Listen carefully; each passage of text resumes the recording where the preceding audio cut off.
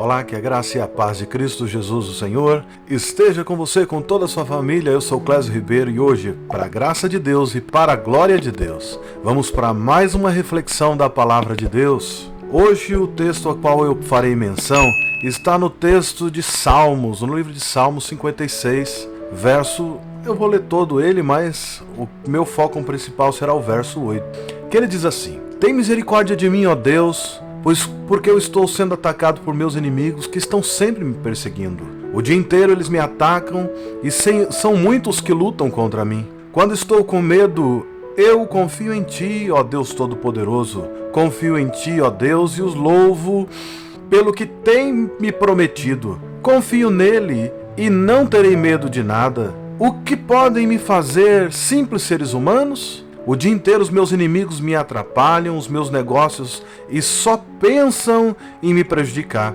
Eles se reúnem em lugares escondidos, olham o que eu estou fazendo e ficam esperando a oportunidade para me matar. Ó Deus, castiga-os por causa da sua maldade, mostra a tua ira e derrota essa gente.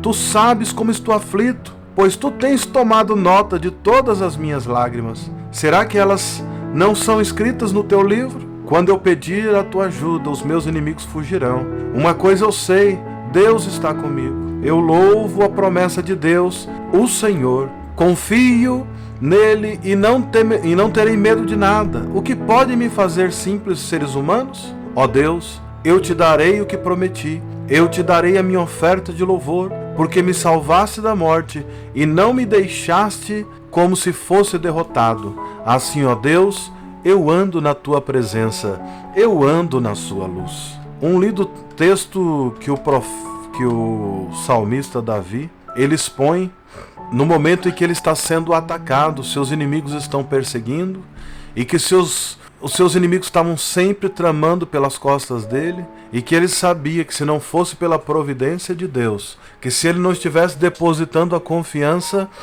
no Senhor, de alguma forma, os inimigos que estavam tentando matá-lo conseguiriam. E ele fala no verso 7, ó Deus, castiga-os por causa da sua maldade. Mostra a tua ira e derrota essa gente. O verso 8, que é o que eu gostaria mais de falar hoje. Tu sabes como estou aflito, pois tens tomado nota de todas as lágrimas minhas. Será que elas estão sendo escritas no teu livro? Quando a gente começa a observar esse texto, a gente vê a forma respeitosa que Davi fala com o Senhor. Ele praticamente está se prostrando para falar com o Senhor: ó Deus meu, a minha oferta que eu prometi eu te darei, porque tu me salvastes da morte, não me deixaste que eu fosse derrotado. Assim, ó Deus, eu ando na tua presença. Observe que eu usei uma versão da Bíblia o mais atual possível, que é chamada Nova Versão na tradução da linguagem de hoje. Eu tenho observado que muitas pessoas que se apresentam na casa de Deus e começam a caminhar, e elas começam a orar, buscar a palavra de Deus, e elas começam cada vez mais ter reverência por Deus, que a própria Bíblia não diz nem qual é o nome dele, diz que é impronunciável. O grande eu sou, El Shaddai e assim por diante. Nós sequer podemos mencionar o nome do nosso Deus, porque ele é impronunciável. Nas Sagradas Escrituras, nós vemos ali como tetragrama, nós não temos exatamente quem ele é. Recentemente tem um grupo aí que surgiu que inventou um novo nome para Deus. Inclusive algumas pessoas vieram me corrigir, que eu oro e falo em nome de Deus, que era para eu falar aquele nome. Só que como eu estudei um pouquinho de teologia, não sou perito no assunto, não sou um expert porque eu acabei estudando outras coisas também, mas eu sei que é impossível que seja isso. Da mesma forma que nós chamamos de Jeová, de Javé, não temos como ter certeza. Mas a única certeza que nós temos é que esse nome atual aí que um grupo tem falado aí nas mídias sociais, esse nome não é o nome de Deus. Então, se eu chamo ele de Deus, eu vou continuar chamando de Deus, de Pai, de Yahvé, de Javé, mas não dá para atualizar. Algumas coisas que eu tenho visto é que o significado que nós temos sobre como nós devemos falar com o Senhor tem que ser de uma maneira muito respeitosa. Porque toda vez que nós nos dirigimos a Ele, nós não estamos nos dirigindo aos nossos pais, nós não estamos nos dirigindo aos nossos amigos, nós não estamos nos dirigindo a um juiz, nós estamos nos dirigindo à maior santidade de todos. É santo, santo, santo. Santo é o Senhor. E a santidade dele toma conta de toda a terra. Quando o salmista Davi começa a conversar com o Senhor nesse texto, ele começa a falar de uma forma muito respeitosa. E ele fala de uma forma, mas ele fala, esse é um homem que viveu intimidade com Deus, e ele era um homem que andava segundo o coração de Deus. Claro que ele pecou. Davi pecou. Mas ele mesmo diz no Salmo 51 que um coração quebrantado e contrito é isso que Deus se agrada, e ele se arrependeu. A palavra de Deus, ela diz que Deus está ativamente em alerta, cuidando para o cumprimento da própria palavra dele. Por isso que Davi sempre fala com Deus de uma forma tão respeitosa. O texto de 1 Coríntios 10:13 diz que não sobreveio tentação sobre vocês que não fosse comum aos homens. E Deus é fiel e Ele não permitirá que vocês sejam tentados além do que possam suportar. Mas quando sofrerem tentações, Ele mesmo lhe providenciará um escape para que possam suportar. Hoje o que eu quero falar aqui é o que nós devemos fazer quando nós não vemos saída. Quando nós estamos na nossa vida e nós não encontramos saída. A gente olha para a direita, olha para a esquerda, mas a gente não vê saída. E a primeira coisa que nós devemos fazer é conversar com Deus de uma forma muito respeitosa. Eu já vi algumas pessoas muito afoitas no passado falar que se Deus não respondesse a sua mensagem, a sua oração, ele rasgaria a Bíblia e nunca mais conversaria com ele. Isso é uma atitude de uma criança birrenta, de alguém que não aprendeu qual é a grandeza de Deus, que sequer sabe se relacionar com os próprios pais terrenos. Mas com Deus, a realidade é outra. A gente tem que se lembrar do Senhor da forma com que Davi fez, de uma forma bem respeitosa, da forma com que Davi falou na palavra de Deus. Quando nós nos sentimos encurralados na nossa vida, é muito importante a gente saber como reagir e reagir de uma forma correta. A nossa primeira linha de defesa tem que ser como Davi, orar. Conversar com Deus, e conversar com Deus de uma forma respeitosa, porque todas as provações, todas as tentações que veio, ela é comum a todos os homens. E Deus não permite de forma alguma que coloquem tentações ou peso maior do que a gente possa suportar. E quando nós formos tentados, Ele mesmo providenciará um escape, porque Ele cuida de cada um de nós. Efésios 6,18 diz assim, faça tudo isso orando e pedindo a Ele. Orem sempre, guiados pelo Espírito de Deus. Fiquem alertas, não desanimem, orem sempre por todo o povo de Deus. Nos últimos anos, tem despertado em mim uma coisa que eu não tinha durante toda a minha caminhada cristã. Eu sempre gostei de orar, desde criança eu orava, subia ao monte, mas eu nunca me atentei qual era a minha qualidade da oração. E de um tempo para cá, eu tenho mudado a minha oração. Eu primeiro oro pelo próximo, eu primeiro oro por outras pessoas, e quando me sobra tempo, eu lembro dos meus pedidos e converso com Deus. E eu tenho orado muito mais pelo povo de Deus do que pela minha vida. Na última vigília de oração que eu tive com os meus amigos, nós oramos durante muitas horas, inclusive debaixo de chuva, no alto do monte, e nós oramos ali incansavelmente. E nenhum de nós oramos pelos nossos pedidos, porque nós nos esquecemos. No entanto, durante a semana, Deus respondeu todos os nossos pedidos no momento em que nós estávamos orando por outras pessoas que estavam precisando de oração. E o texto de Efésios diz isso. Façam tudo isso orando e pedindo a Deus a ajuda dele. Orem sempre, guiados pelo Espírito de Deus. E quando nós somos guiados pelo Espírito de Deus, nós não desanimamos nas nossas provações e ainda temos tempo de orar por todo o povo de Deus. O momento de orar não é quando nós já estamos esgotados. Não é quando não tem mais possibilidades, nenhuma porta está fechada. Nós temos que orar o tempo todo. O momento de orar é agora. O momento de orar é em qualquer momento e sobre qualquer circunstância. Você está passando por um momento bom, ore. Agradeça a Deus. Está passando por um momento difícil, ore. Por todos os momentos. Sempre converse com Ele, porque vale a pena. Ele vai te responder coisas grandes e firmes que você não sabe. Nós podemos agradecer a Deus por todas as bênçãos que Ele já nos deu. Nós podemos glorificá-lo, nós podemos dar glórias a Deus pela fidelidade e louvar a Ele por quem Ele é, porque Deus é santo, santo, santo. E mesmo assim, Ele cuida de cada um de nós. Se estamos muito desenvolvidos e não sabemos como orar, é o próprio Espírito de Deus que intercede por nós através de gemidos inexprimíveis. Algumas vezes, a única oração que conseguimos fazer com muito esforço é socorre-me, ajuda-me, Deus, tenha misericórdia de mim. Mas assim já está bom demais, porque Deus conhece o nosso coração e Ele se preocupa com o que estamos passando. Entenda que a oração ela abre portas para que Deus entre e comece a trabalhar na tua vida. Também mostra ao Senhor que nós estamos de uma forma humilde, crendo, com o nosso coração quebrantado e contrito, sabendo que mesmo com os momentos difíceis que nós estamos passando, nós estamos descansando no colo dele. O texto de Hebreus, capítulo 4, verso 15 diz: o nosso grande sacerdote não é como aqueles que não são capazes de compreender as nossas fraquezas. Pelo contrário, nós temos um grande sacerdote que foi tentado do mesmo modo que nós, mas não pecou. O nosso sacerdote é Jesus Cristo. E Jesus Cristo esteve aqui na terra. Ele não deixou de orar, ele não deixou de jejuar. Jesus Cristo subia ao monte para orar. Hoje eu tenho visto algumas pessoas que eu chamo: vamos orar comigo, irmão, vamos no monte. Eles inventam 1001 desculpas. Eu olho para a cara deles e falo: vocês estão melhor que Jesus. Porque Jesus, quando esteve aqui, não perdia uma oportunidade para subir ao monte para orar. E olha que ele era Deus. Ele nos deu um grande exemplo. Mas hoje eu tenho visto pessoas que não querem orar em casa, não querem orar no trabalho, não querem orar no ônibus, não querem orar em momento nenhum e querem obter de Deus resposta. Qual é o momento certo para orar?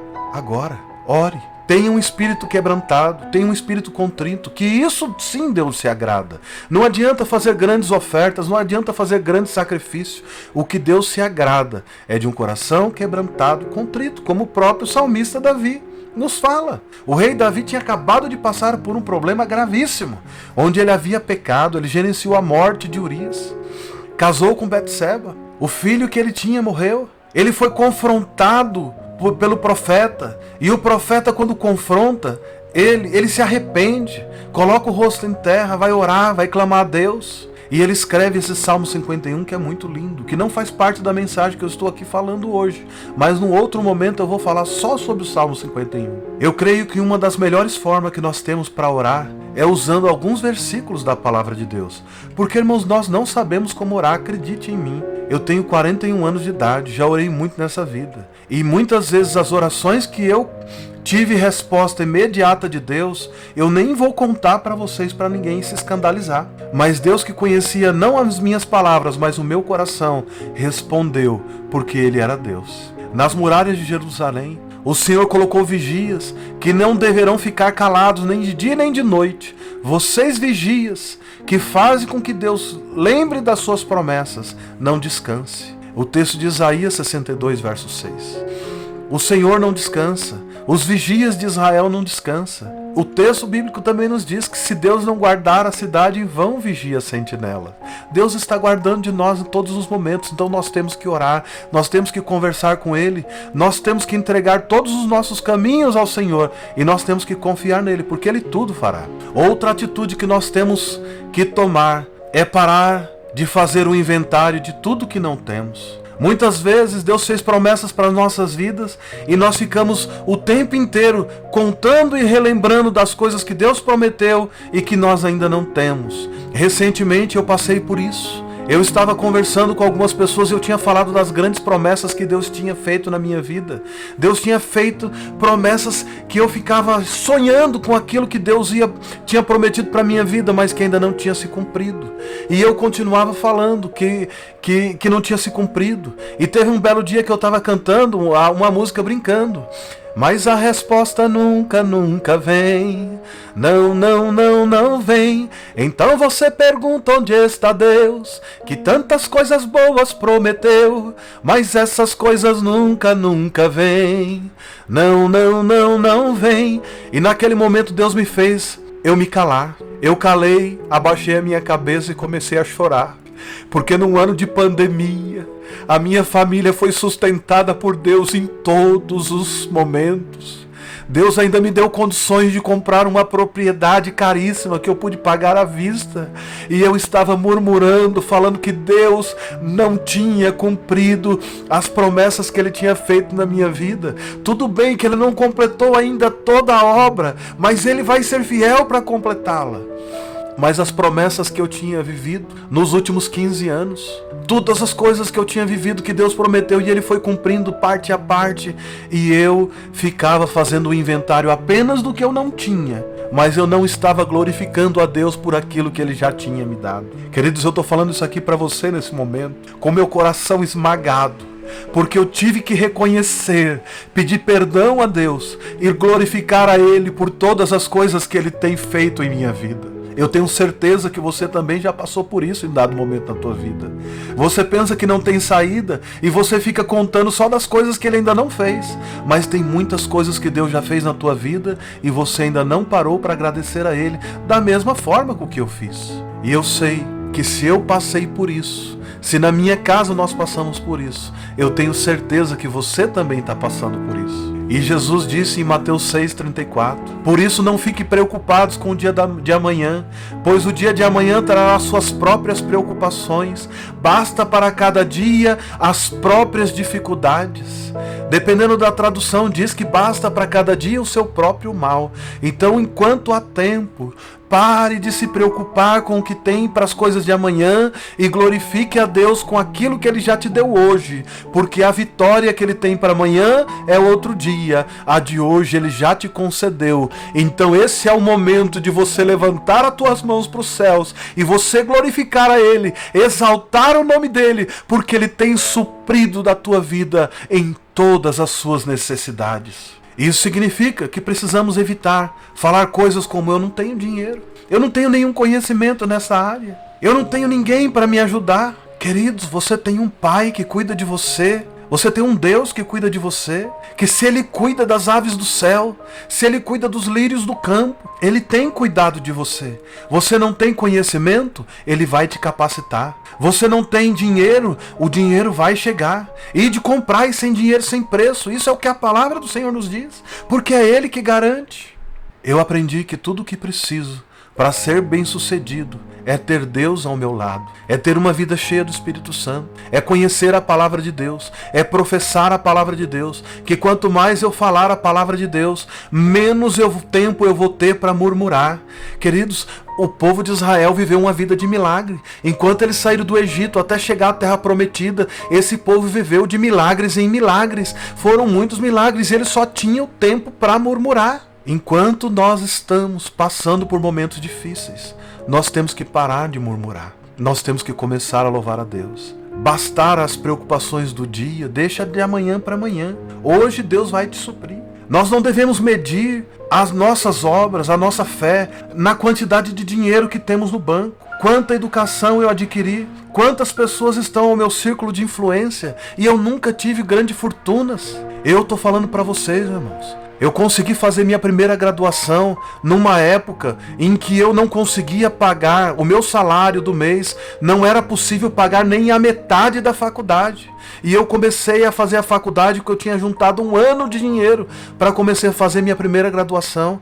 E quando eu entrei na faculdade de comunicação, que eu comecei a estudar, quando terminei aquele primeiro ano, eu fui demitido da empresa. A empresa que me demitiu, tudo que eles me pagaram, deu para quitar aquele ano. E eu pensei, meu Deus, e agora pro ano que vem? Eu consegui um estágio que eu ganhava 4 vezes mais do que eu ganhei naquela empresa. Quando eu terminei a minha faculdade, eu já estava ganhando 10 vezes mais o valor que eu pagava na faculdade. Deus cuidou de cada detalhe. Fiz pós-graduação, depois fiz outra faculdade, e estudo, tudo foi Deus que foi dando. Dinheiro eu nunca tive, mas eu, em um dado momento, cheguei a cantar: mas o dinheiro nunca, nunca vem. E Deus me fez calar, porque Ele já tinha mandado. Queridos, eu comprei um imóvel à vista, e uma semana antes eu estava cantando essa canção, que Deus não tinha dado dinheiro. Então pode ter certeza de uma coisa, que eu sei o que eu estou falando aqui. Eu vivi. Eu não vou aqui disponibilizar extratos bancários, porque basta a palavra que eu estou falando. Eu estava falando que eu não tinha dinheiro, que Deus não tinha cumprido as promessas de Deus na minha vida. Mas uma semana depois eu fui lá e comprei uma propriedade, uma casa, à vista. O grande problema, queridos, é que quanto mais nós temos, como foi o povo de Israel no Egito, mais eles querem, mais nós queremos, mais eles queriam. Tinha maná, eles foram reclamar com Moisés que queriam carne, e foram murmurar, e Moisés falou: é carne que vocês querem, vocês vão ter tanto que vai escorrer pelo nariz. Estava na beira da água, a água era amarga, eles foram reclamar, sabia que poderia vir um milagre, mas as nossas vidas elas são iguais. Nós somos igual àquele povo, que Deus está nos dando, Deus está nos abençoando, e muitas vezes nós esquecemos de colocar o foco na coisa certa, naquilo que nós temos, que Deus está nos providenciando para cada dia, e nós ficamos olhando para o futuro. Mas eu descobri que pessoas que são plenamente felizes não são pessoas que alcançam a vitória final. São aquelas pessoas que alcançam as vitórias dia após dia. E isso eu tenho vivido nos dias de hoje. Por isso que eu quero compartilhar essa palavra de Deus com você. Porque se você hoje está aí passando numa situação que você não consegue mais ver saída, basta você começar a olhar para o seu próprio dia, ver aquilo que Deus já te deu e como você está vivendo hoje, e você vai saber que o que Deus tem para você amanhã é muito melhor do que você tem hoje. E pode ter certeza que essa palavra também vai se cumprir na tua vida, que a glória da segunda casa será maior do que a primeira. Todas as situações que estamos vivendo nesse momento, elas vão passar. Não ficaremos na situação atual para sempre. Deus é bom, Ele está no controle. Como tem aquela música famosa que nós cantamos: vai passar. Eu sei que essa luta logo vai passar. Vai passar, querido. Tá difícil, vai passar. Deus é bom, Ele está no controle. Se Deus sabe quantos fios de cabelo tem na sua cabeça, Ele recolhe todas as suas lágrimas. Ele tem profundo conhecimento de você. Foi Ele que te esculpiu. O espírito que está dentro de você é o sopro de vida que Ele colocou em você. Então você está passando por um momento difícil, saiba que isso vai passar. Lucas capítulo 12, verso 7 diz: até os fios de cabelos de vocês estão todos contados. Não tenham medo, pois vocês valem muito mais do que os passarinhos. Somente por você não conseguir ver uma saída, não significa que ela não exista. A saída está logo ali. A hora mais difícil da noite, a hora mais escura da noite é aquela que precede a manhã. No momento mais difícil da tua vida, no momento que você acha que nada mais vai dar certo, que não tem saída, é o momento que a tua vitória está logo ali. E você não pode parar, você tem que continuar, porque é Deus que está te tomando pela mão. E é Deus que está me usando aqui nesse momento para falar para você: continue, que ainda há tempo.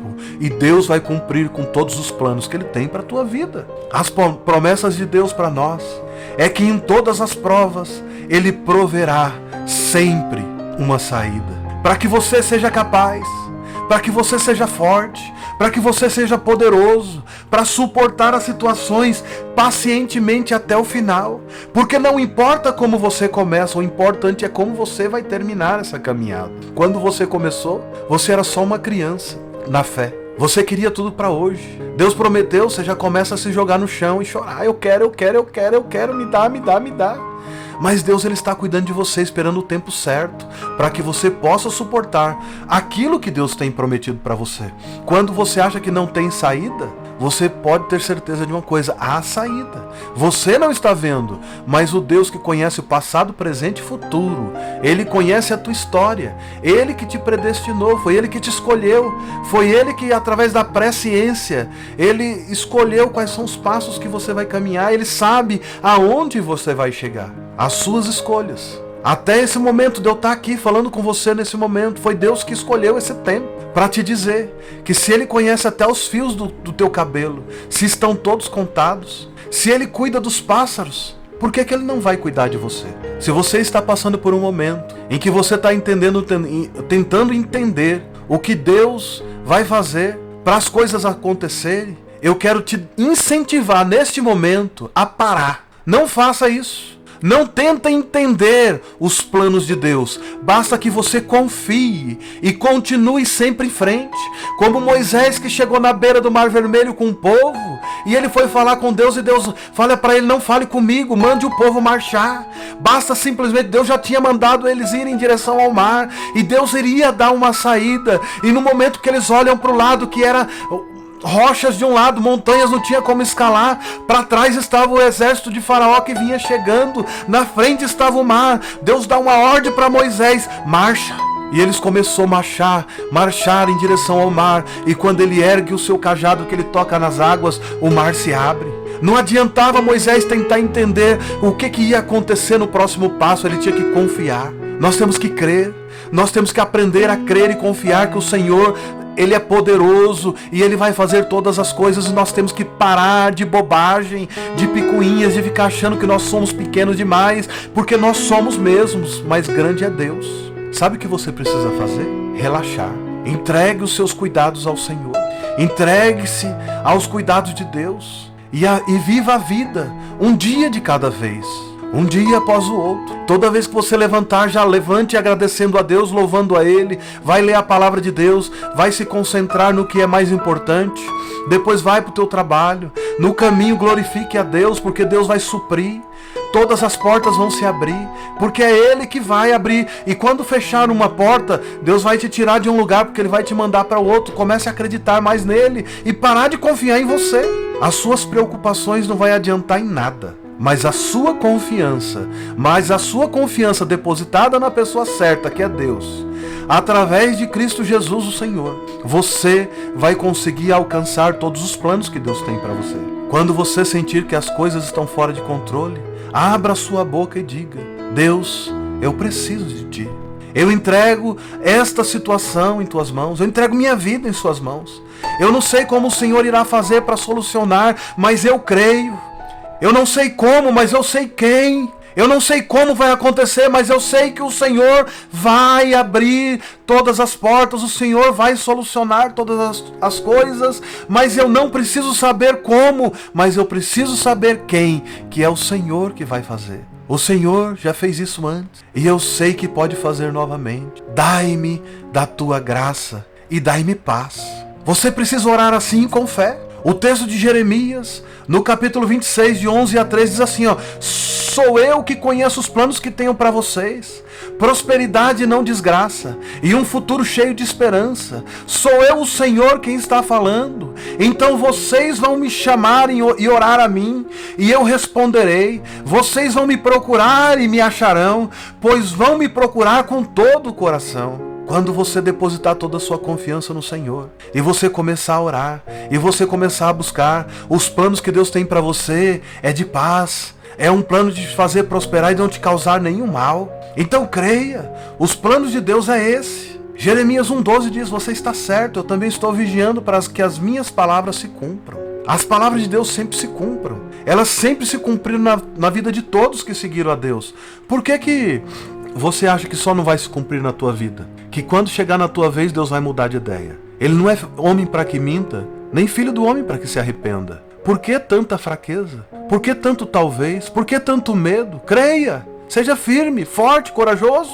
Gideão estava lá na beira do lagar, malhando trigo. E o anjo aparece para ele e fala, varão valoroso, o Senhor é contigo. E ele responde, se Deus é comigo, por que é que sobrevém toda essa desgraça sobre o nosso povo? O anjo fala para ele, é com essa tua força que você tem que você vai vencer todos os midianitas. Gideão, ele era da menor tribo, ele era o mais fraco da casa dele, ele não era nenhum líder de nada. Mas houve uma promessa que aquele anjo do Senhor falou com ele. E quando ele tomou posse e tomou coragem, que ele foi para cima e que ele resolveu fazer aquilo que o Senhor tinha determinado para que ele fizesse, ele foi para a guerra. E ele foi mais que vitorioso, porque ele não foi confiando na força dos braços humanos. Ele foi fazendo prova de Deus, mas Deus foi provando do seu amor para com eles. E que se eles confessassem os pecados deles, se eles confiassem no Senhor, Deus iria restituir a sorte deles. E foi o que aconteceu. Gideão com 300 homens foi para a guerra e venceu. Por que essas coisas não podem mais acontecer nos dias de hoje? Por que você acha que só vai acontecer se você estiver muito bem preparado e treinado? O único preparo que você precisa é a dependência de Deus. Não importa quão loucas as coisas pareçam na sua vida. Pare de se preocupar. Tenha certeza que Deus está no controle e que é Ele que vai tomar conta de tudo. Assim como Ele tem feito na minha vida. Ele já fez na tua vida também. É que você esquece. Assim como eu esqueci. Coloque a sua confiança no Senhor. Deposite sua confiança no Senhor. E Ele fará prosperar todos os seus caminhos em glória. Que Deus te abençoe e te guarda. Que Ele faça resplandecer o seu rosto sobre você. E que Ele tenha misericórdia de vós. Amém.